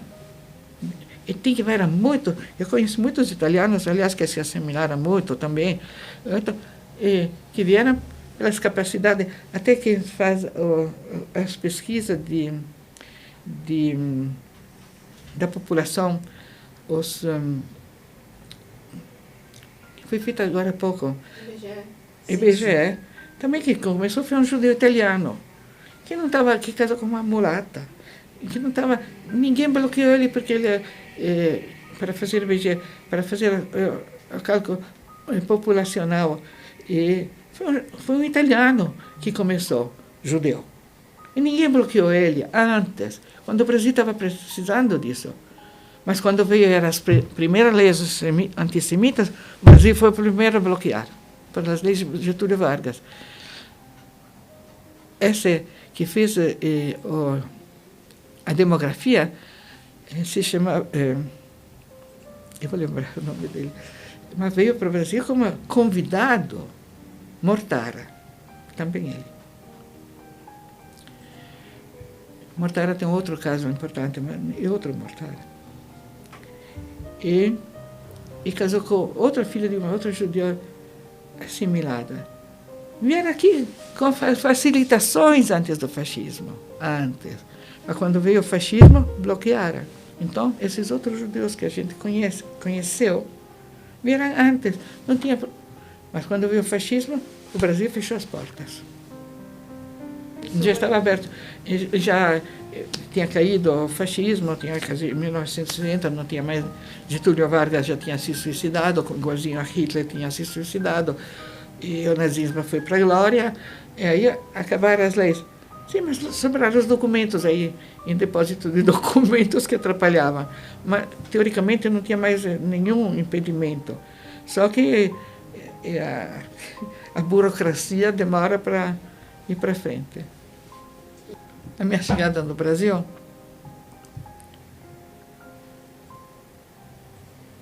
a minha chegada foi ótima, ótima, e porque cheguei em São Paulo e me adaptei logo, não sabia português, mas na feira ninguém, era todo mundo descendente de italianos. Então eu falava, eu fui comprar uma dúzia de bananas, e aquilo que eu falo, eu falei, per favore, uma dúzia de bananas. A senhora é italiana, meu avô é italiano, meu tio é italiano, todo mundo era italiano na feira, mas a senhora é italiana mesmo? A senhora nasceu lá? Sim, nasci lá. Então, isso na feira, isso foi... Então eu me senti bem acolhida como italiana. Depois de uma festa de Natal, me convidaram uma vez, eu falei, eu vou sim, mas eu não faço Natal. Mas vou, eu agradeço. Por quê? Porque eu sou judia. A senhora é judia ou italiana? Eu sou judia italiana. Mas na Itália tem o Papa, nós todo mundo... Porque no Brasil o judaísmo italiano não funcionava, porque os judeus para o Brasil eram os alemães. Os alemães eram judeus, os italianos não. Nós, italianos, imagina, italiano é judeu. Aqui não conhecia, porque os imigrantes... Porque tem uma longa história de imigrantes italianos, porque o Brasil convidou italianos para branquear a população. Porque depois que os negros mudaram de cor da população, os governantes aqui não gostavam, então ajudavam os alemães e italianos para vir aqui e facilitava, e dava de presente terras e fazenda e todas as facilitações para italianos virem, e alemães também para branquear a população. Mas esses italianos que estavam no começo, que ficaram todos ricos, chamavam famílias para ajudar a trabalhar a terra, porque precisava. Então, os primeiros ficaram os donos das terras, os outros ficaram os empregados, né? Aqueles que vinham de ponta. E teve toda a diferença social entre o primeiro que chega, que tem todas as regalias, outros que são chamados pelo primeiro, que não tem mais regalia nenhuma. Mas a imigração italiana era contínua. E tem até uma família Rosalém, que é aquela família Rosalém, que tem muitos Rosalém, veio, e tinha muitos judeus Rosalém naquele tempo, eram de judeus que escapavam. Depois, antes do reino da Itália conquistar o Vêneto, que foi uma guerra de esses judeus eram dos austro-húngaros de um lado, os italianos do outro, e massacrados de todo que lado, pegaram navios e vieram para o Brasil. Só que essa gente, muitos deles, alguns sabiam que eles eram, outros não queriam nem saber daquilo que eles eram. Pegaram, naquele tempo, não pegaram navios, pegaram bastimentos. Bastimentos, o primeiro bastimento desceu em Santos. Tá bom. E lá se formou uma grande colônia, que depois se espalhou pelo estado de São Paulo. Veio um outro bastimento, que não sabia onde era Santos, desceu no Espírito Santo. E lá foram todos catequizados, recebidos pelos padres, mas não era bem aqui, mas cadê os outros? Ninguém se achou. Demoraram muitos anos até descobrir que uma família é outra, que Santos e Espírito Santo não era a mesma coisa, porque um ia para a Itália, não achava o resto da família, outro ia para a Itália. E eu, quando eu comecei a fazer a minha tese, isso foi divertido, porque eu descobri um cara, esse aqui se chama família Rosalem, que me falou, cara, aliás, foi divertido, porque veio na minha casa tentando vender um anel que trabalhava com joias. E trabalhava com joias. E falou, sabe, eu sou judeu. Ah, que bom, a família Rosalem. Ele foi pesquisar a família Rosalem. E tem um encontro da nossa família no Clube das Palmeiras, sábado de manhã. Aí fui na festa, sábado, faz mais de 20 anos. Sábado de manhã, no Clube das Palmeiras. Mais de 20 anos, mais. Aí, 1.500 pessoas. Era uma grande festa, porque aquele de Santos tinha se encontrado com aquele de Espírito Santo, fazia uma festa de unificação da família. Eram 1.500 pessoas. Eu falei, mas por que vocês fazem a missa de ação de graça no sábado? Ah, porque na Itália todo mundo rezava o sábado. Uma missa. Ah, porque aqui nós fomos acolhidos pelos padres tão bons, todo mundo foi tão acolhedor, foram todos catequizados. Então por que os santos? Ah, não, porque a família rezava sábado. Bom, eu não entrei mais por menores. Tinha sido, quando tinha bondes na Rua Augusta, ele fazia, era montorneiro de bonde, chegava até a igreja Nossa Senhora e voltava atrás. Um era montorneiro de bonde. Aquele é o único que eu lembro. Mas porque alguns faziam profissões simples, depois se mesclaram. Então, alguns lembram que eram judeus na origem, outros nem lembram mais. Se assimilaram. Mas isso foi no tempo da imigração. Quando queriam fugir da Itália, sabiam que o Brasil era acolhedor, e foram acolhidos pelos padres. Pelos padres.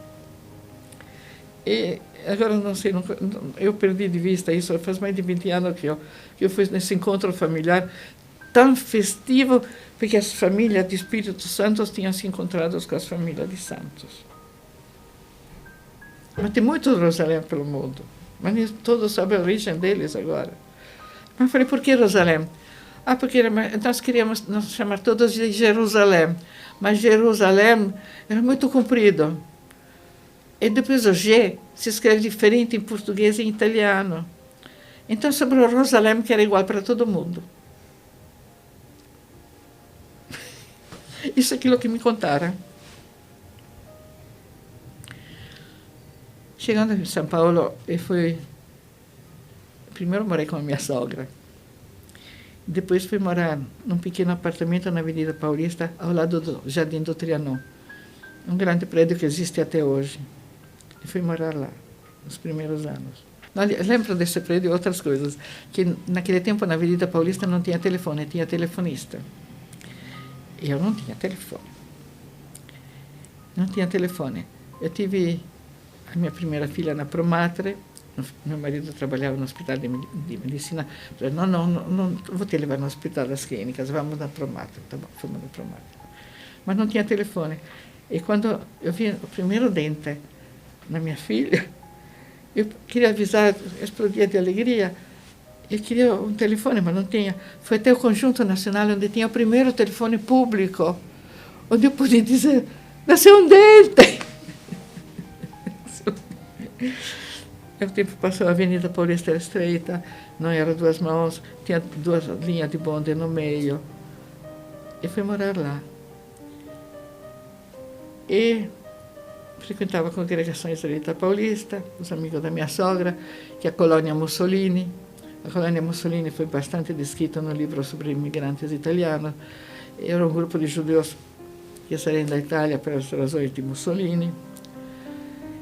E depois nós tivemos que sair de São Paulo. Na hora, eu não entendi o porquê. Em São Paulo estavam acontecendo coisas que eu não gostei. Uma coisa foi marcha pela família do Adhemar de Barros. Oraios, por que tem uma marcha em São Paulo? Eu pensei na marcha de Roma. Eu não conheço a marcha pela cidade, mas tem cheiro de marcha de Roma. Mas o que está acontecendo? Depois teve uma campanha de ouro para o bem do Brasil. Não, Deus me livre. De ouro, assim começou Mussolini. Mussolini começou com de ouro para o bem da Itália. Meus pais não tinham a aliança deles, porque a Sagrada mandou fazer igualzinha, idêntica para dar para Mussolini. Depois Mussolini foi pego, matado, que estava carregando um saco de alianças dos italianos, né? Foi morto com o saco de alianças. Isso eu já sabia. Mas por que de ouro para o bem do Brasil? E depois tinha alguma coisa que não estava bom no ar. E um dia pediram para meu marido dar um atestado de óbito de um defunto que ele não tinha visto. Naquele tempo, eu estava no começo da carreira, meu marido estava começando a dar aula. Eu era assistente dele, eu sabia daquilo que ele dava aula. Ele dava aula de realidade de morte, de causa. Era médico legista, de causa de morte. Eu sabia que meu marido é uma pessoa ética, do primeiro fio de cabelo até o último dedo do pé. Não se corrompia com nada. Pediram para ele dar um atestado de óbito de um defunto que ele não tinha visto. Eu lembro o nome da pessoa que pediu. Essa pessoa que pediu para ele dar atestado de óbito saiu do Brasil e nunca mais voltou, não sei onde está. Não sei. Era médico. Ele trabalhava no Instituto de Medicina Legal da Polícia e no Instituto Médico Legal da Universidade. São dois institutos que um está ao lado do outro até hoje. Da Universidade é Rua Teodoro Sampaio 115 e da Polícia Rua Teodoro Sampaio 151. Os institutos eram comunicantes. Os médicos se conheciam todos. Mas meu marido não confiava daquele médico que tinha sido colega dele, mas trabalhava do outro lado. A vem dar um atestado de óbito. Quero ver o defunto. Se não precisa ver o defunto. Eu não dou atestado de óbito sem ver o defunto. Dá esse atestado de óbito. O cara já trabalhava em 2 lugares. O cara era judeu. Mas para os árabes ele falava que ele era árabe. Porque ele falava árabe.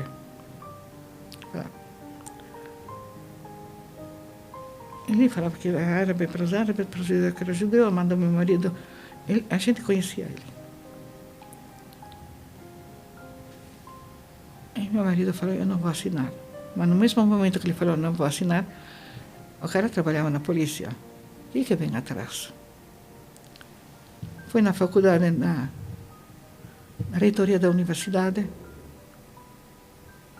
e assinou a própria demissão, naquele dia. Voltou para casa e falou, eu perdi o emprego. Como você perdeu? Você está louco? Com 3 filhos, vai perder o emprego. Você é louco. E agora, quem paga o aluguel? Não podia. Não fiquei. Não tinha o que fazer. Ele se demitiu. Coisa que ele não contou para ninguém porque se demitiu. As minhas filhas, até o fim, não sabiam. Quem falou isso foi depois, eu conheço esse depoimento, mas por que vocês foram embora de São Paulo? Ele tinha um emprego estável na faculdade de medicina. Estava ao lado da faculdade do Instituto da Polícia. E fui aí que eu aprendi que eu sei fazer muitas coisas, inclusive dar aula de italiano. Bom, a gente sobreviveu, ele trabalhou aquilo que ele pôde, mas quando abriu a faculdade de medicina de Botucatu, ele começou a dar aula em Botucatu. Naquele tempo tinha trem. Ele viajava de noite para dar aula o dia inteiro em Botucatu, de medicina legal, que não tinha médico, a faculdade era nova, mas não podia entrar, ter concursos, porque no tempo de Adhemar de Barros, depois de Adhemar de Barros, ninguém podia fazer concurso nenhum, porque antes do fim dele, quando meu marido saiu da faculdade de medicina, entrou direto para um concurso público, foi aceito. Mas como entrou todo mundo com uma corrupção tremenda, todo mundo que foi aceito no emprego seguinte foi tudo cancelado. Então meu marido ficou sem emprego mesmo, porque ao mesmo tempo que a corrupção estava a toda. Então, ele saiu de um lado pensando em entrar no outro, mas saiu de um lado e não voltou mais. E no outro não entrou, porque foram canceladas todas as nomeações feitas nesse período. Mas a Faculdade de Medicina de Botucatu abria e precisava de professores. Eu não podia fazer concursos, porque não estava aberto o concurso, mas precisava de professores. Então, para dar uma aula, ele viajava a noite inteira para dar aula em Botucatu e pegava o trem de noite para voltar para casa. Tinha o trem naquele tempo, em Botucatu, tinha trem. Depois tinha ônibus. E depois a faculdade precisava de quem desse aula, era nova. Não podia fazer concurso, não tinha gente concursada. Então ele viajava e dava aula por hora. E aqui procurou também trabalhar com aquilo que ele podia, acidente do trabalho. Eu também trabalhava. Fui trabalhar no Instituto Italiano de Cultura, onde dava aula de italiano. Fui aceita porque passei no exame de italiano na hora. Na hora fui aceita imediatamente. E dava aula de italiano em casa, coloquei na cidade, em todo o meu bairro, lezioni de italiano, eu tive alunos, Mas, logicamente, os alunos são ótimos, vêm e não vêm. E quando ele pôde fazer um concurso, ele teve uma nomeação, nós fomos morar em Botucatu, porque lá era uma coisa mais estável, porque dar aos alunos aula de italiano, a professora ganha pouco. Também se trabalha no Instituto Italiano de Cultura, ganha pouco. E também se dá aula particulares até não poder mais. Aí fomos morar em Botucatu. Em Botucatu, ele fez carreira, ele teve aluno, ele foi professor, diretor do hospital, tudo aquilo que podia ser feito em Botucatu, ele fez. Mas quando caiu a ditadura, morreu o professor que estava na cátedra do Instituto de Medicina Legal, e se abriu uma cátedra, falei para ele, vamos voltar. Eu não tinha vontade, porque no interior a gente com ordenado menor vive muito melhor. A gente morava no morro, tinha um campinho de futebol no quintal. E quando nós fomos morar em Botucatu, um colega dele tinha dividido o morro fora do perímetro urbano. Fora do perímetro urbano as terras custavam pouco. Agora ficou cidade. Mas a gente viveu bem. Mas quando tive oportunidade, eu vi que tive oportunidade para voltar para São Paulo, fui eu que quis voltar.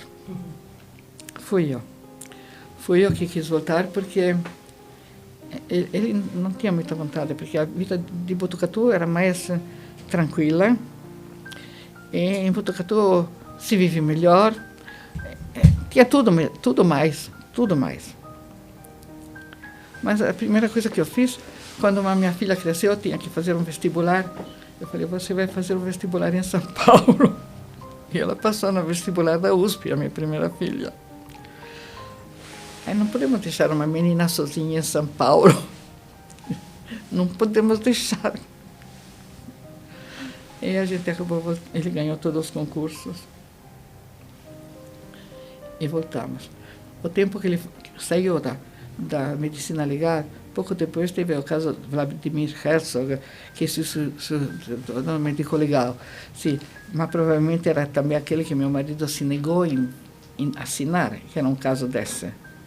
Mas ele não entrou nessa, enquanto médico legista depois entraram em processos. Ele não teve a ponta de um dedo nisso, nada. Quando viu que o negócio estava sujo, saiu fora.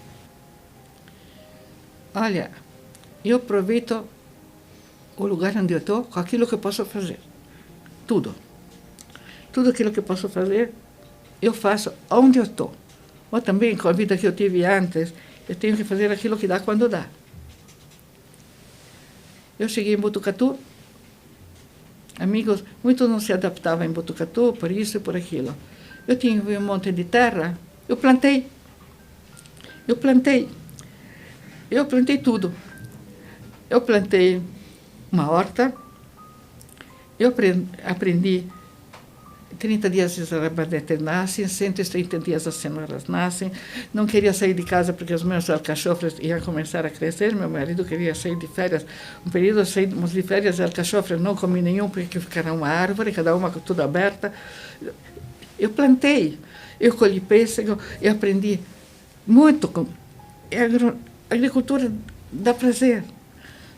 Comer um pêssego que eu plantei depois de ter apanhado muito, porque ninguém me explicava que o saquinho no pêssego se coloca depois de ter a gente colocado inseticida cal na raiz, porque eu primeiro, quando vi o brotinho do pêssego, coloquei o saquinho, depois quando fui colher o saquinho, as formigas já tinham comido tudo. Então eu não comi nada. Então depois aprendi os pêssegos.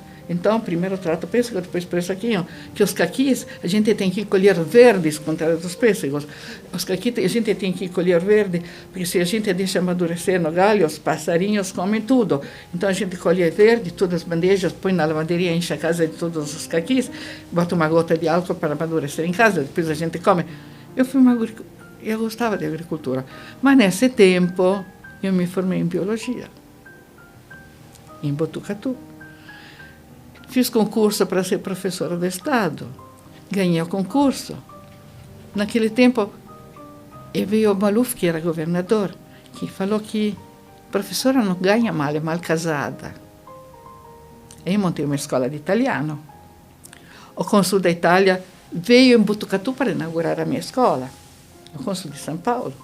A diretora da escola onde eu tinha trabalhado em São Paulo veio fazer exame para os meus alunos. Passaram, e depois os alunos podiam fazer concurso para ir em Pisa, na Itália, porque eu sei italiano. Isso não excluiu o fato que eu gostava de plantar. Bom, que mais? Olha, onde eu estava, eu tentei aproveitar aquilo que eu podia fazer, em tudo. Em tudo. A terra, o italiano. Eu fui representante italiana da cidade quando o cônsul veio inaugurar a escola de italianos, que me deram, mas depois eu fui embora. Porque Botucatu tinha uma grande colônia italiana, mas durante a guerra os italianos eram considerados inimigos. E depois a guerra acabou. Todas essas terras, construções, e não podia ser mexida, porque só um italiano nato estava no estatuto, podia assinar a mudança disso. Então eu fiquei a secretária-geral de todos esses italianos, que até meu marido se encheu deles, porque tinha um vice-cônsul lá, mas tinha 90 e não sei quantos anos naquele tempo, e se atrapalhava. Que ele, esse período foi um período muito, muito bom, porque acharam até que, enfim, alguém que sabia escrever italiano. Então, sabia ler as cartas que chegavam, que era tudo analfabeta. Aí, me chega... Primeiro, falava, pode vir, mas depois vinha todas as horas, eu limitei os horários na porta, tal hora a gente recebe os italianos, tá? Porque senão não tinha hora de chegar, chegava a cara com uma carta. Tá. Aí, uma pessoa, um italiano, analfabeto, lógico, menos visto o cônsul que tinha mais de 90 anos, que morreu lá e não conseguia mais ler. E aí veio um caso que achei divertido. Viu o cara falando, olha, a minha mãe me escreveu, querido filho, agora minha vizinha tem um telefone, você pode me telefonar no tal número, etc. Eu falei, olha, a vizinha da sua mãe tem um telefone, você pode telefonar para ela, etc. Tá.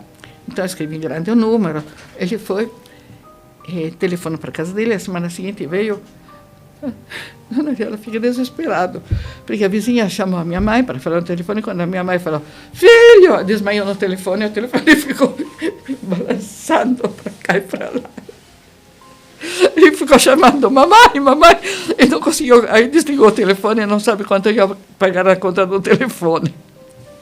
Esse foi um caso que eu achei divertido.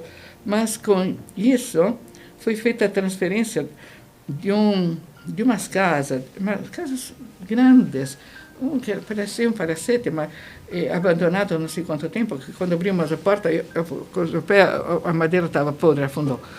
E foi vendidos, porque chegou a Italiana Nata para assinar, foi vendido, foi construído, foi comprado já um clube já feito com a troca de terras. E naquele clube fizeram uma homenagem que podia dar aula de italiano numa sala sem pagar aluguel. Podia usar a sala, porque senão eu tinha que ter uma sala alugada. Eu aluguei uma sala para dar aula, por um período. E isso foi acolhida em Botucatu. Então eu organizei uma sociedade italiana de beneficência, que tinha ainda. Eu organizei, e ela vendeu algumas posses para ter um prédio já funcionando, organizado. E agora, depois eu fui embora, né? Quando estava tudo pronto, eu fui atrás da minha filha, que estava em São Paulo. Mas eu fiz bastante coisa. E montei uma escola de italiano também na Faculdade de Medicina. Mas eu não sabia que tinha tanto interesse por italiano. Primeiro eu me formei em biologia. Fiz o concurso. Eu agradeço a Deus pelas oportunidades que Ele me deu.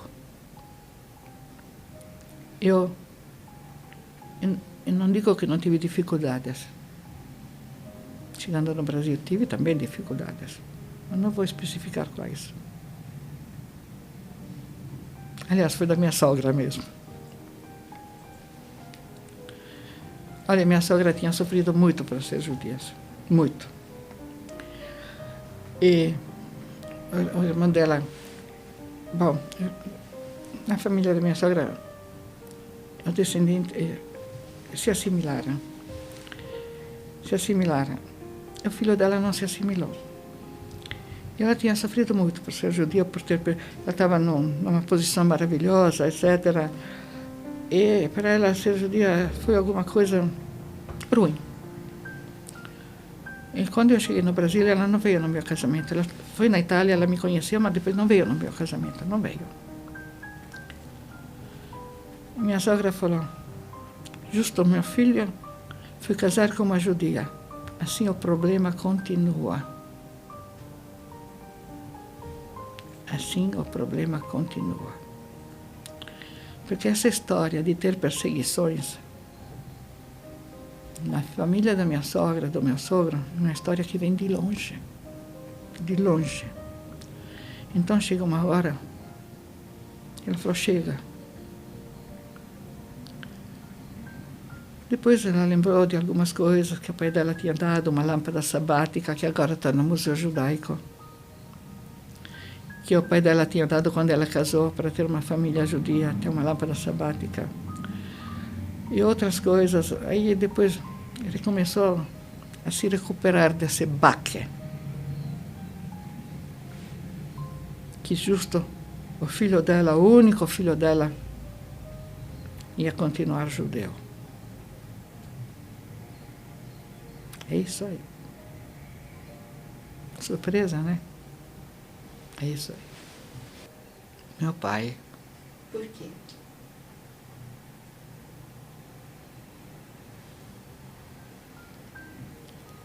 Porque é aquele que orientou a minha vida toda. A minha vida toda. Foi meu pai.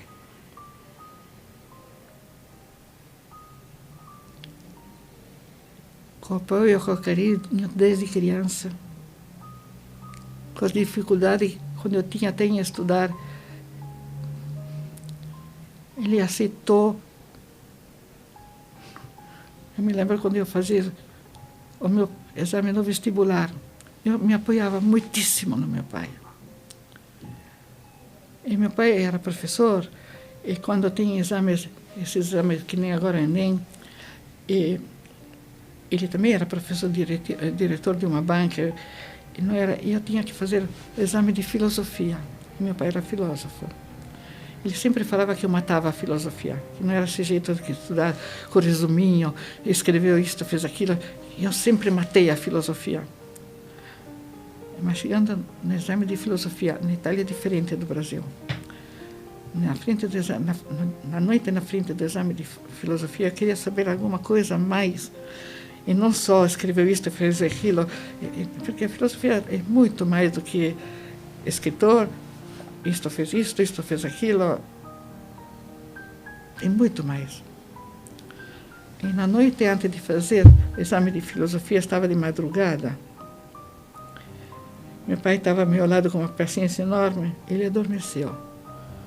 Papai, justo na frente do meu exame de filosofia, você vai dormir? Papai, não vai me abandonar hoje. Cuidado com os teus filhos. Que a marca que você deixa nos teus filhos vai acompanhar a vida inteira.